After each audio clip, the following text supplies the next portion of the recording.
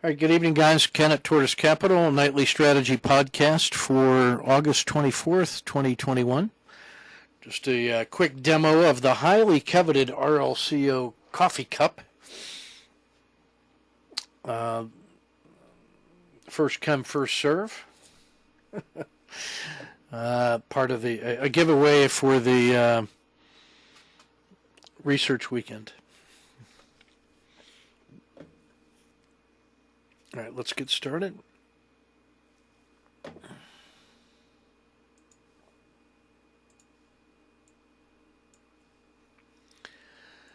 So today feels like a critical state day up here in Doji land after a pretty powerful 3-day run-up. We'd be entitled to say that looks like a tactical pause on a Tuesday. We'd have been hoping for a fourth day of follow-through, but we didn't get that. Now it inched just a little bit higher than the previous high, and it was a fractional improvement close to close. And the RL30 is strong. We are north of the descending PSAR, so that's good. The dragon has rotated back to the upside. We've got the RL10 has turned from fall back into summer, so that's an automatic buy.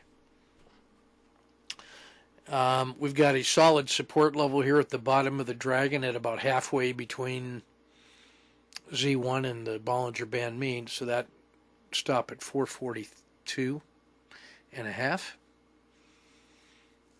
The Bollinger Bands are expanding to the upside. The 3-period hull is pointing up. I mean, what's not to love?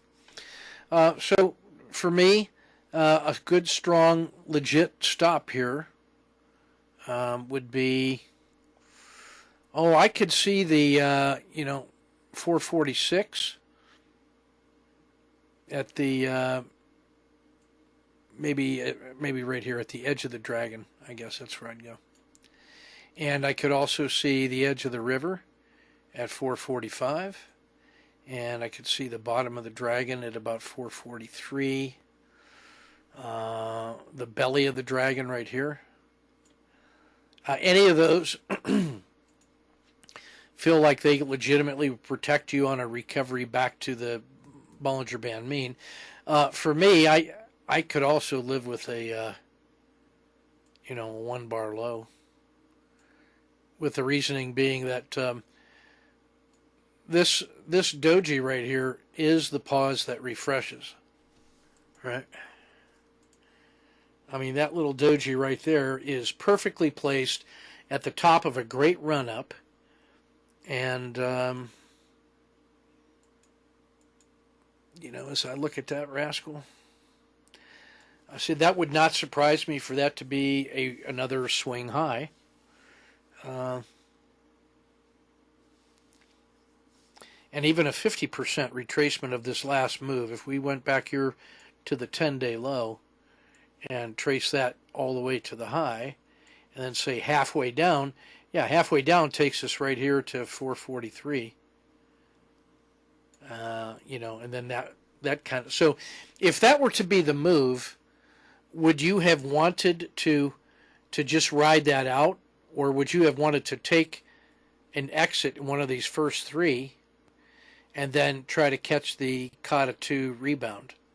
That's more my style right now, with as vulnerable as the markets have been, as dynamic as the geopolitics and the biopolitics have been, if I can coin that phrase. I am much more inclined in tactical trading right now to take the gift that is given. And we saw yesterday on the 3M example of what a routine daily bar looks like when you get down inside it and discover that there was really a 12-hour move available on a simple 5DD setup. So I'm much more inclined to be shorter-term trader and take what I can get and live to tell the story. So that's my story. So for me, either the one of these top two, either the 1 bar low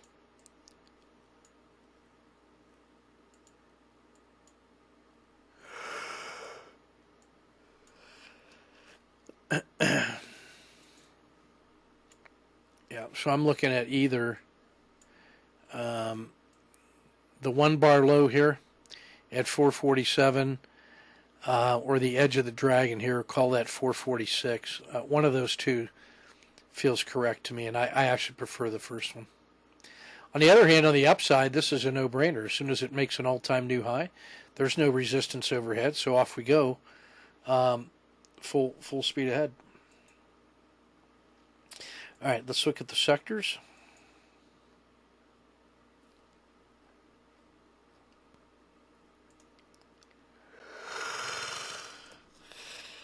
All right, so the first one we have the S&P with a little grinding 0.16, the diamonds at 0.08.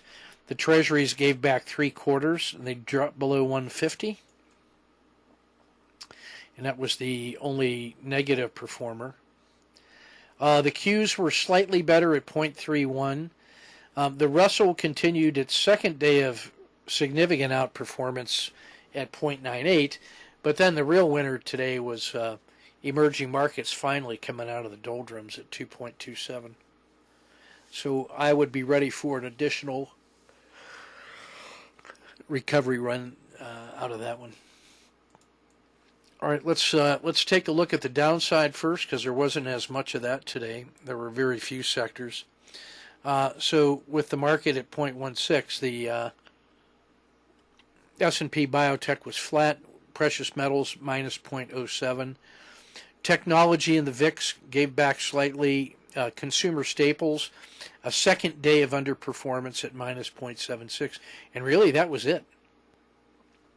Yeah, you had the blockchain crypto gang down here, the blended currency, the Bitcoin trust, the Ethereum trust had fractional days off, but not much to worry about there. That's actually a pretty quiet selling day for them, all things considered. And then individual companies, Microsoft gave back 2/3 and Apple. So that was a disappointment on our two bellwethers for tech. But then tech itself was down. So, part of their weakness was selling in the broad sector. To the upside, we have this cluster of finance, materials, discretionary, lithium batteries, and lumber between 0.6 and 0.9. We have the other lumber at 1%, agriculture at 1.06, the FANGs and ARC Genomics 1 1/3. The next big cluster, ARC Genomics, energy, marijuana, clean energy, moonshots, and blended commodities between 1.5 and 2. And then the big winners in the sectors, we talked about this yesterday with energy, being commercial real estate, oil exploration. We hit that so hard yesterday too. Oil 3.32 and Brazil at 4 1/3. So I'm hoping that you guys got a piece of the energy move. Individual companies that did great. Robinhood up 9%, Devon Energy 4 2/3, Cliff 4.5, Virgin Galactic 4, TX the steel at 3 1/4, Alcoa in the metals 2.5, U.S. Steel 2 1/4. So all metals all the time. So when the metals are outperforming materials, and materials XLB are outperforming the S&P, that's great for steel companies and infrastructure. Something about a $3.5 trillion infrastructure bill clearing the House. That may have had something to do with it today, and more to come. I think it benefited lumber as well. All right, let's take a look at some trades of the day. Some really good work from the boys today.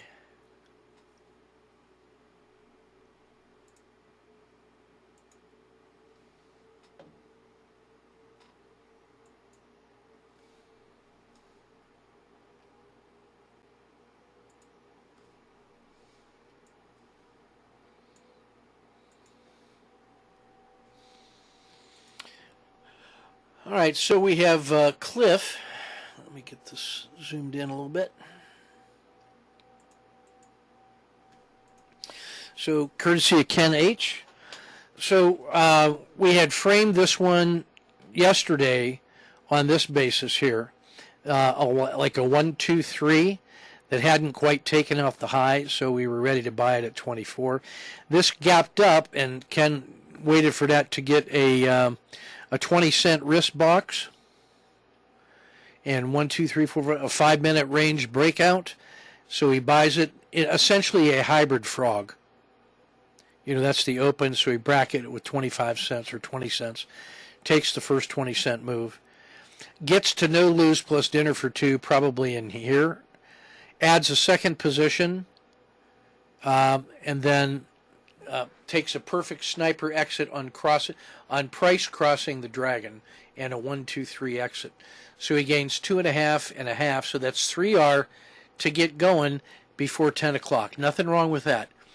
Here's the collapsing, not really collapsing dragon, that's the RLXD. That's actually an owl entry on the short side that was available from point to point, and that holds support right at the Z3, the power of the Z3, and he makes a perfect Kata 2 entry.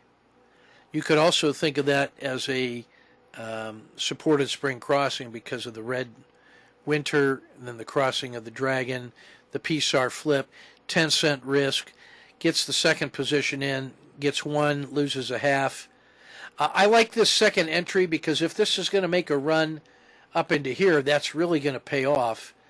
And then if it breaks out above that, you would really expect a big follow through. And there was every reason to believe that that could be the case, because when you look over here at the daily, getting to 26 is not out of the question at all when you look at the size of those daily ranges. Today was actually a low range day, even with the gap. So that's a great effort at the second shot and perfect risk management. And so that's a half there, so that's 3.5. Here's Brazil. Does the same thing. There's a 1, 2, 3 entry above here, but it gets a gap, so he buys it on the breakout. Locks in 3R on the sniper exit. Gets a Z3P breakout here. Locks in 4.5. Now, it says he shouldn't have added here. I would disagree. Why not? You're 4.5 into the money. And you've got 3R from the first one. So you're sitting on 7.5R. You're venturing one piece of market's money, which is only 15% of your gains. And then you ended up scratching that, so why not? Stop beating yourself up. Maybe this is where you wanted it. Okay. But I don't see anything wrong with this. Nothing wrong with that at all. So that's 7.5R. So that's 12R for the day so far by 11 o'clock in the morning. Not a bad day at work. This one is a swing and a 30-minute bar on GDLC, the grayscale. So on the daily, you notice there was that previous long run up and trading from point to point.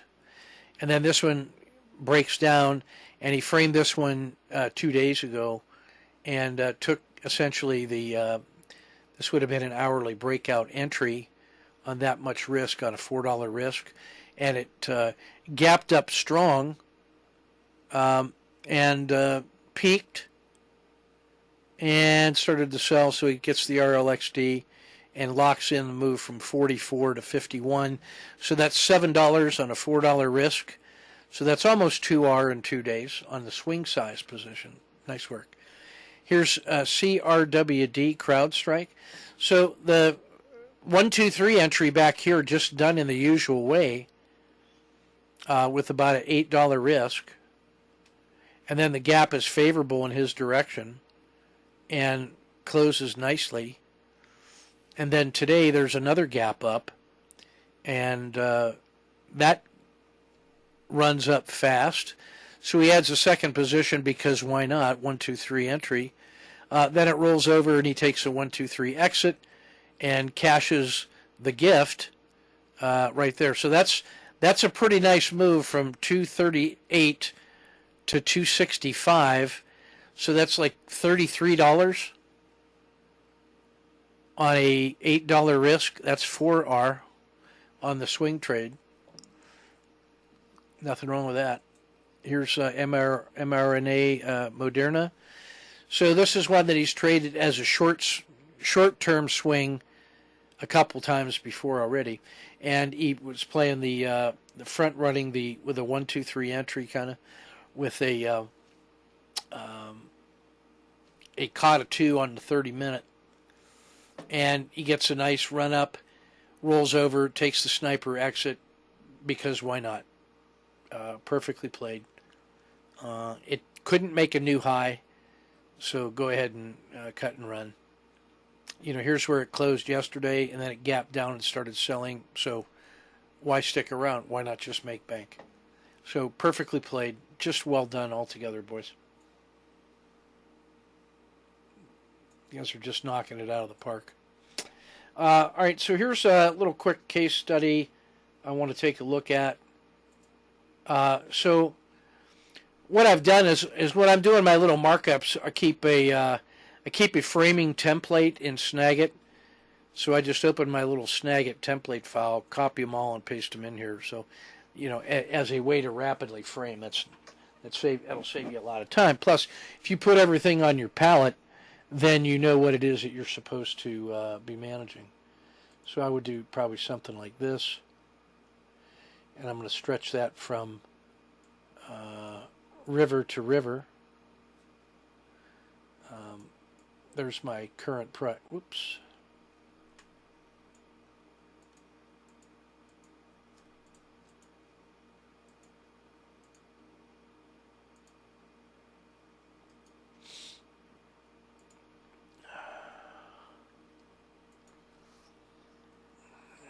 Two can play that way. All right, I'm gonna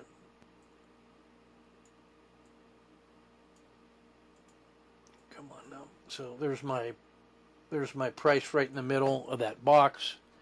The price is like right on that yellow dot. So my three little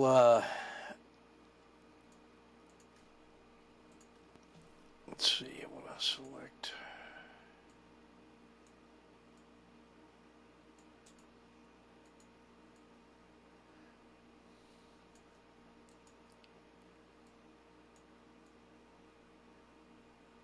So maybe my entry might be above a breakout of the Bollinger Band mean. I might take my next one at the edge of the river, and maybe a third position.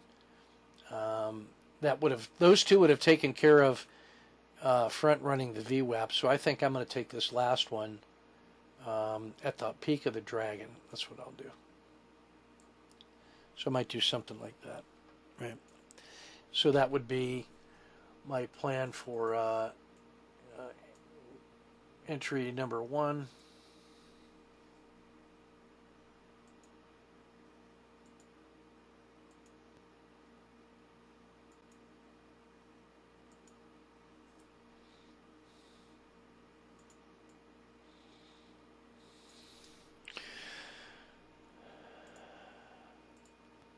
So entry number 1 might be just above the dragon.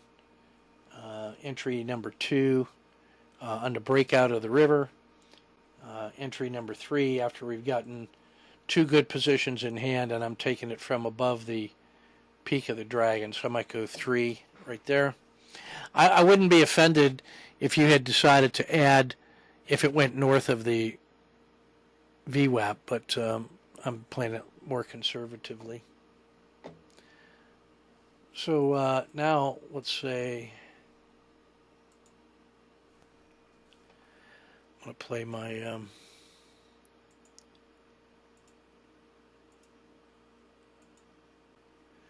going to bring my template over, and let's see, that would give me 4 right at the edge of the river. 5 I kind of like. That's Maybe I'll drop that down just a little bit to the Z2. So now 4, 5, and 6 might give me Z1, Z2, and Z3. And then I might make my trade that way. Then what I'd probably do is,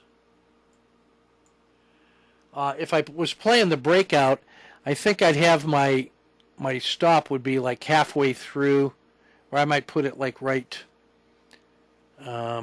here, right in the spine of the dragon. So I think what I would do is I'm going to shrink my yellow box down and just say, look, my yellow zone is, I'm going to play the breakout from the yellow zone. Okay.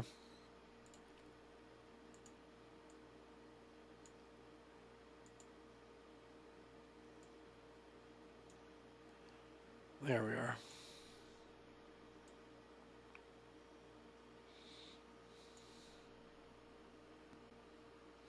So that would be a breakout from a critical state. So an entry at 1 would look very much like a COTA 2 or an SSC. Let me put this yellow dot right on the price here. Yeah. And 4 looks like a collapsing dragon. 5 is a Z2 breakout. That's another slow collapsing dragon. And 6 is a Z3 breakout. 2 is an entry leaving the river, probably the beginning of trending behavior. So I might play that trade like that. And then my job is to take, so long at 1, short at 4. I could decide on whether or not to take a second position at 2 or 5. So why don't you lock that in at home? Decide what your trading plan might be.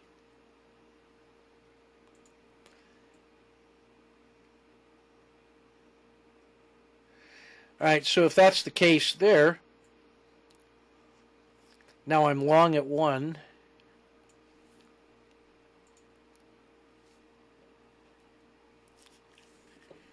Whoops.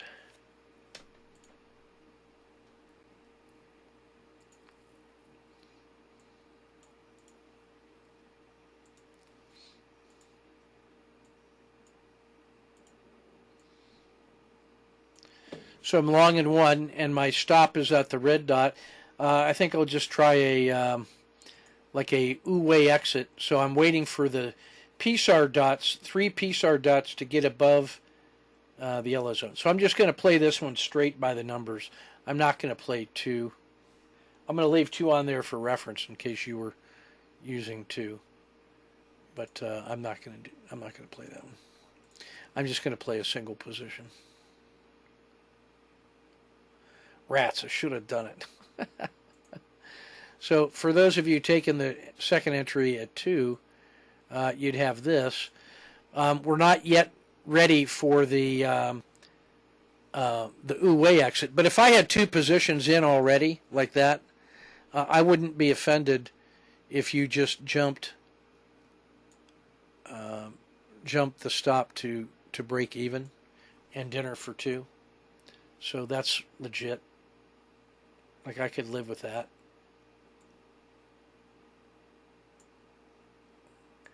And only because I get the second position in.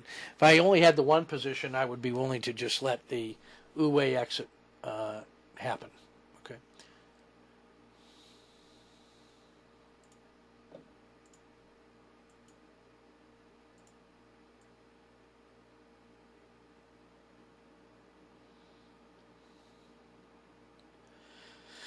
Now, at this point, I would be, I'd have been tempted to add a 3rd position,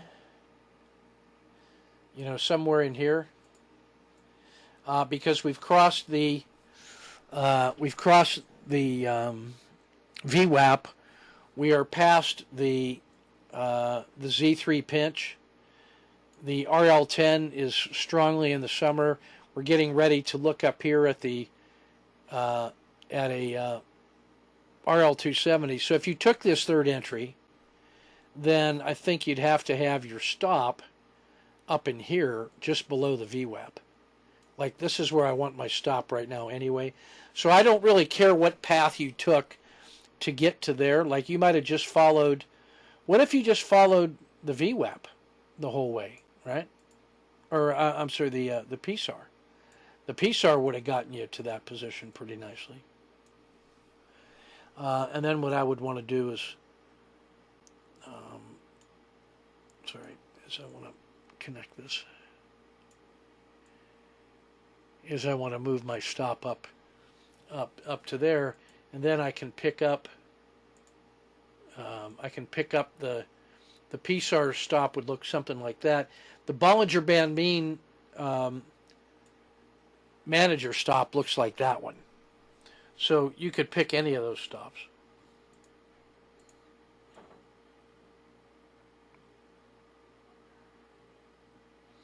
Whoa, is that tight? Okay, so by this time, you might have added, if you hadn't taken that other stop, or if you hadn't taken this entry, you would certainly want to take the third entry by that one as we programmed. The PSAR is starting to look a little steeper, so I would probably want to increase the angle of that a little bit more. And then you notice that the Bollinger Band mean is getting a little steeper. All of that is good. That means what we're doing is really accelerating on this run up. And now what I probably do is get to a 1-bar low after this third entry or fourth entry, depending on how you played it, because I'm pushing the Z3 boundaries, and you'll notice that we're taking out this previous high of the dragon.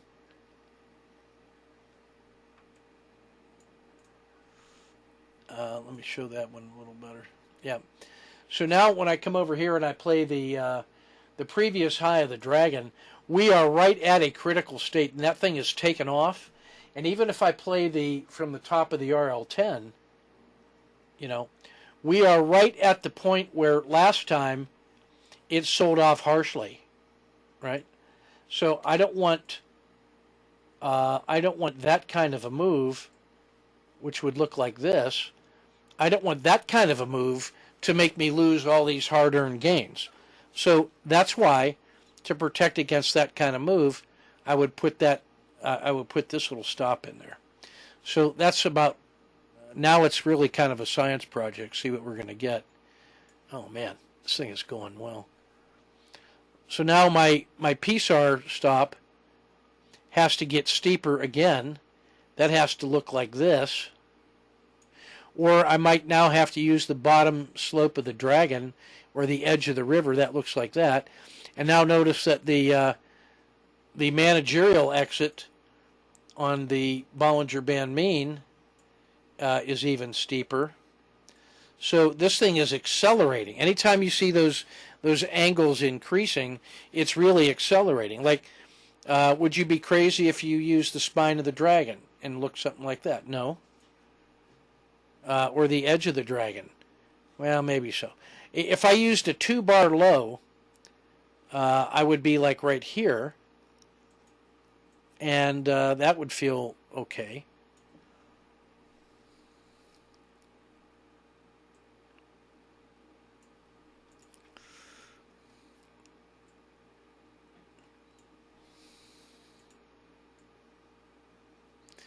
If I'm still using that 2-bar low, now all I do is just ratchet that up a little bit, and I still keep the other things still in shape. Now, notice how the dragon is starting to curl. That's kind of why I want that 2-bar low here. Like, I don't want to give back a lot of this. And I notice that the hull moving average, the hull 3, just rolled over. So I'm really happy with a very tight stop here. And bang, out. So, this would be a natural. You should be able to just kind of feel how that, how the energies was starting to drain out of that when you see the those things rolling over. So that's what that trade looks like from a distance. Pretty good. And there was more. But that catches a pretty nice move, and this is in Devon Energy. And we talked about that one yesterday on strength in the energy market. So this is hopefully a way to show you how that initial, what that initial trade frame looks like when we are framing it in both directions. What getting to no lose plus dinner for two does for you. How to kind of manage the middle game here, and starting to use the PSAR and the slope of the PSAR and the slope of the Bollinger Band mean to help us, and then as it accelerates, adjusting those trailing stops to follow the indicators, and then when it gets a really solid move in, locking in those gains as it starts to roll over up in here, and then that's a pretty good sniper. So pretty decent move. If we were to just kind of calculate that, our entry,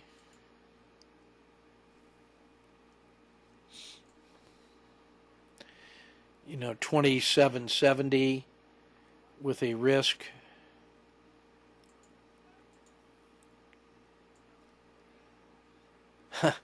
$27.67. So call that, call it a 10-cent risk. That's only 5 cents, but let's just call it 10 cents. You don't want to go nuts on this stuff.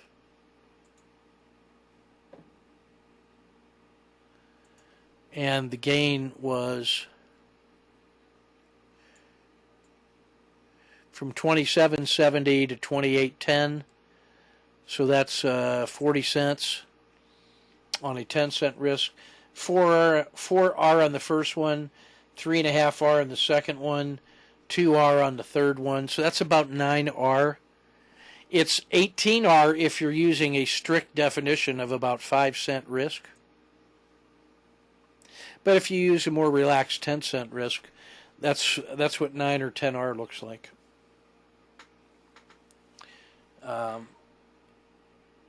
So we could live with that.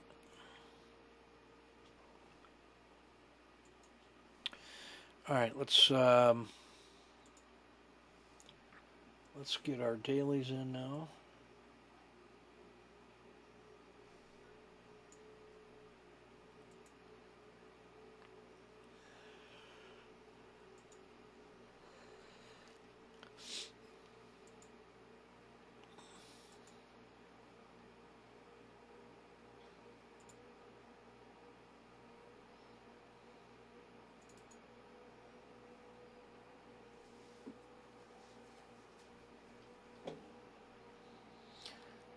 Put a note in chat if you found that to be helpful.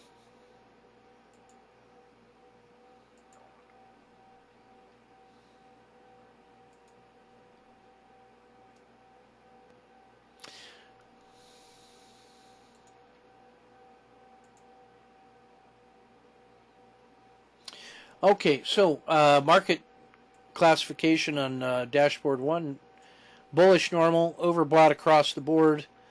The risk Z is still showing us favorable upside swing potential, but it's right on the boundary, so we're going to be very mindful to collect the gifts when they're given. If this can hold here, then that gives you like this, 2 rising lows in the risk Z. It would be giving you that, which would feel pretty good. And then the upside move is certainly available still. All the way up to Z1. But then a failure move down to Z-1 is also. So you have that kind of tight window of action.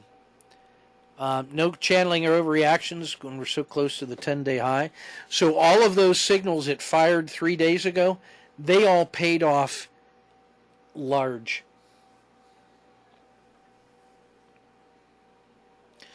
Cisco, Intel, Microsoft on the min pains.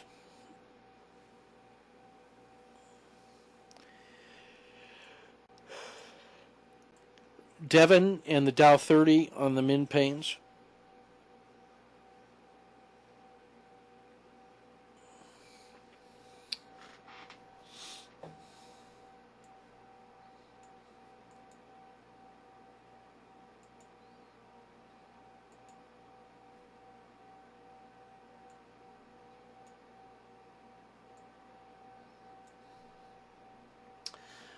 Shifting to the Dow 30 Tactical. 6 dojis today. Let me let that come up on your screen.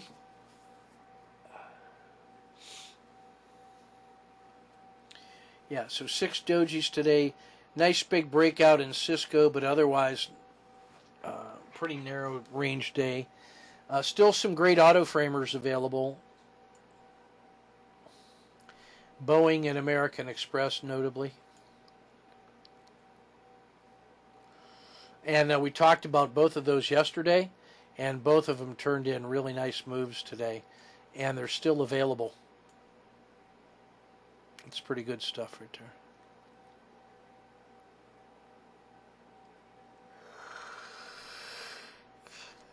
Just 3 dojis on the ETFs. Hint, just 3 auto framers. Nice big move in tech today. In the Qs are the only breakouts. So this is a market that is pausing at the peak. So we got to be mindful of a potential sharp reversal. Still some very good trade frames available here in the auto framer.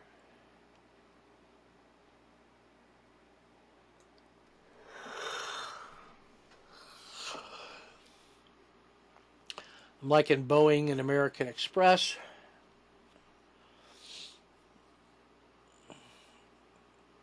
Especially those two. 3M for those of you still following along at home with Susan's swing trade. It's still working. That offered some intraday moves today like you wouldn't believe. Go take a look at 3M on the intraday. So yesterday was not an anomaly.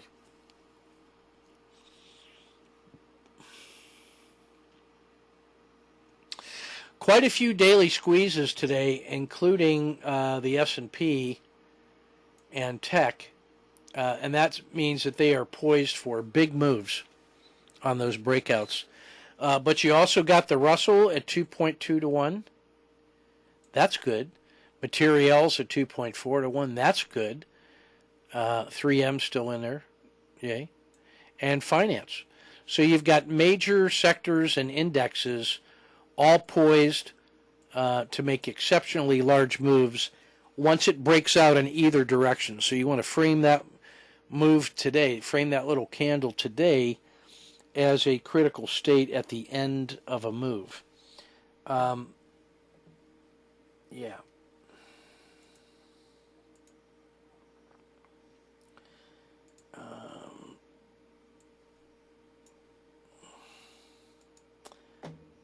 Stand by. I want to show you something from the master class today.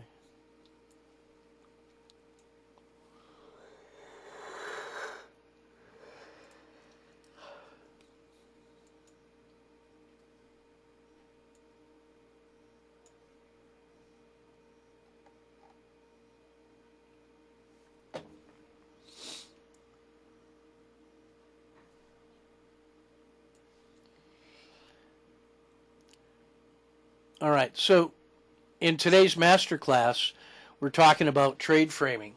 So trade framing is our name for constructing a decision support framework to trade symbols that are in a critical state. And then a critical state is a moment where there is an abnormally large probability of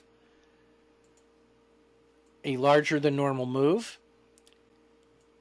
in either direction with reasonable probability, in a shorter than normal time period, and where the execution risk is much smaller than the reasonably available gain in both directions. So when we find a critical state, we frame the trade in both directions, by systematically answering these questions. So these trade framing questions are our standard work for preparing the trade. So for every trade frame, you answer those questions. What do you see? What could it do? Which way would you trade? Where would you enter? Where would it fail after you entered? And what is the price that invalidates it? And would you stop and reverse if it did hit that fail signal? And then for a win, that is anything better than an average win, in my view, where would it stall next? Where would you preserve the gain and how much? Where would it go after you had preserved, after it was stalling? Would you stop and reverse, and if so, where? And then where would you re-enter? Realize that questions 4 and 5 on that one are really mini trade frames where you still have to answer those questions to make a decision about would you stop and reverse. Well, that's just a trade, and that's a trade frame, so that means you got to answer these questions about stopping and reversing. And then if you exited it and then it reversed and it came back in your direction, where would you re-enter? Well, that's a trade frame, meaning that you've got to answer those questions also. So get used to internalizing these questions and being able to rapidly reframe in order to apply standard work to the trading of critical states. All right, back to work. Last but not least, we'll take a look at the multi-time frame NDX. Let me know in the chat if you found that, or the questions if you found that helpful. And yeah, Ken, just a second, we'll take a look at Cisco next. Anything that's at Z3, Ken, I would automatically reframe it as a critical state with and Cisco probably about a 30-cent risk box in either direction. Like if it fell 30 cents intraday, I'm probably ready to go short. All right, so in the multi-time frame NDX, only Cisco and the Qs are hitting all-time highs. Now, that's really good news for Cisco, but that's really the anomaly when you take a look at all the other symbols in there. So Cisco had a really good day. So let's take a look at Cisco real quick.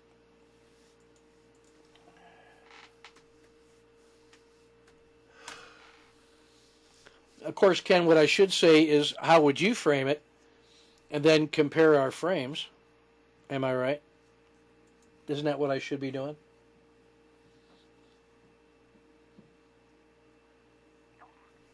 Susan, which file did you want me to post in Basecamp?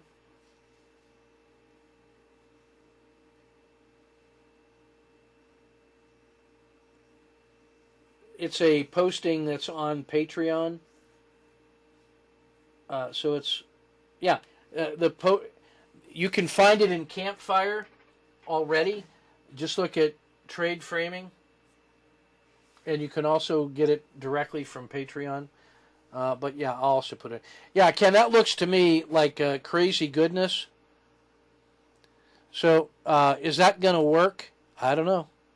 But I would probably be like this. I'm ready to trade that in either direction. Like I would get long at 59.50, and I would get short at 59.12. Look at that, 40 cents.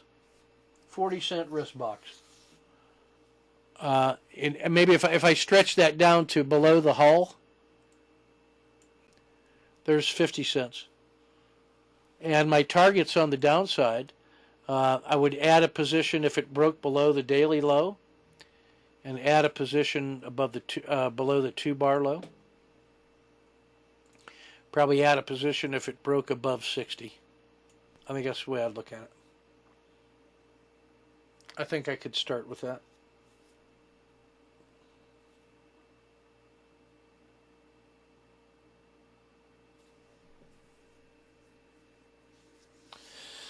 All right. Susan, look for a flashcard for those framing questions. Go into Campfire and search the word flashcard and look for the trade framing questions. And you will find that it's posted in there probably 6 or 7 times. But I will post it again because it's pretty good. All right, guys, that's everything I got for you. We'll get this published and posted. Hang in there, and we'll get this going. And we'll see you tomorrow.